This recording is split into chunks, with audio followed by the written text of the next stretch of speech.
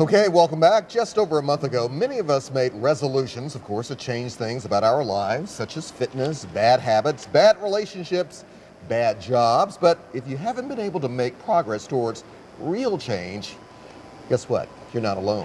Astonishing statistics. Astonishing, okay? Mary Beth. Astonishing. Since it's Heart Month, Yes. Heart Health Month, let's just take this little fact, okay? Among people who have had a bad heart report, bad cholesterol, problem with their heart health, 90% still have not made the change toward better health. That's just one example. So even when things are horrible, awful, terrible, 9 out of 10 people will not make the changes they need to make to improve it. Terri Murphy, however, is the other 1%. She steps into change absolutely fearless. Flawlessly. Flawlessly, Yeah, for sure. so not. Help Created us, the Terri. Women's Help Wisdom us. Network. Well, you know it, Women's Wisdom Network, we're always looking for the best. For Right. wise people. Well, we try to hang with those. That's why we're here. That's why she hasn't invited But- us to participate. oh, No, I'm just teasing. Alan Deutschman wrote the book Change or Die several years ago. And Okay. what was really resonating to me is why can't people change? We make those New Year's resolutions, we're going to get healthier. I mean, what's not good about getting healthier? What's not good about cleaning out the garage? Right, right. And we all know how to do that. I mean, we have the steps but right we there. don't do it. Okay, so what he says is, when you just quoted the beginning of the book, he opens with, what if an authority figure said to you, Mary Beth or Alex, if you don't change your lifestyle, and seriously, in the next few weeks, you will die. I'd change. Wouldn't And- you? Maybe.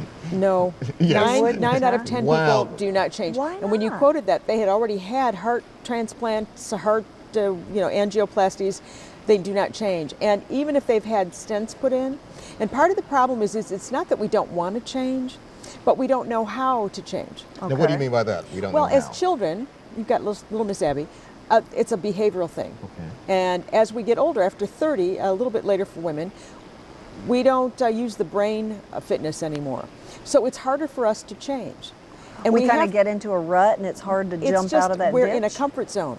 Think about it. Wow. So one of the things that Alan says, and he this all started because he wrote an article for Fast Company, which if you read Fast Company is always on the edge of things. And he cited medical, in your face, you're going to die, heroin addicts, people in prison, and corporations that are not using good business practices. But this applies to everyone in our lives. Because every day we wake up and we go, oh, I still haven't done that, or oh, this still doesn't fit, or oh, I still don't make enough money, or oh, I'm not happy enough with my job. Right. And so what he says is first we have to relate. We have to get that inspiration so that we can see a hope. That's our first step. The second step is to rethink it. So what can we do? How can we do it? What can we learn differently? So let's just say in the case of getting healthier, you decided to go to a fitness place for 2 weeks. Okay. Well, when you are immersed in 2 weeks of everyone together, right, with that energy, getting healthier, paying attention to what they're eating, paying attention to their body, listening, working out a little bit more so that they can feel the oxygen and the goodness of feeling good, that changes the whole entire pretense of it. And then the third thing, of course, is to reframe. I now feel better. I know what that feels like, so I want to go there. So do we almost need to take a tough love approach towards ourselves, Terri, or is he saying we maybe need that authority figure to help us get there, or what? Well, my own personal opinion is that coaching helps because we are very, very busy. I can have the best intentions in the world in the morning, and if you've got to pick up a sick child or your car breaks down or it's a terrible snowstorm, your plans are out the door. And I'm not here to talk about coaching necessarily, but I do think that we have to have a plan. And it seems to me that when we really want to change, sometimes it's just a thought, but we really don't want to. But it's not about force. It's not about discipline. Because if it was, many, many people would like to drink less or work out more, make more money, be nicer to their spouse, be happier in a relationship, and they don't do it because they don't have any new tools to work with. So clearly, if you want to change, he talks about you can have revolutionary change if you will find a tool set that will help you do that. Does it help to just take one day at a time? That's one of the solutions is small incremental successes.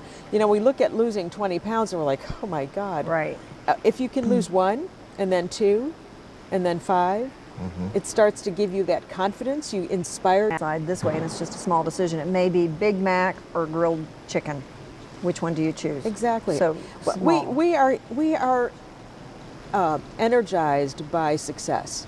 No one says, "Oh, this is, oh, I'm successful. I've made $1 million." That's not fun. I mean, we want to get to where we want to go. We just don't focus, or we don't have a plan to get there. And if you've never been good, for instance, at organizational skill, then you need to get someone to help you who's good at organization. If you've not been good about interpersonal relationship skills, you need to get a little learning or interaction with someone who's an expert at that. So we need each other to help us change, but clearly it's a mindset that starts inside. And when we make that decision, make the decision and then do the extra steps after that. How do I stay inspired? Who do I get to help me? How do I change my thinking? And we'll find more about this at www.womenswisdomnetwork.com. Wow, I There's love your information that. right there. Terri, thank you very much.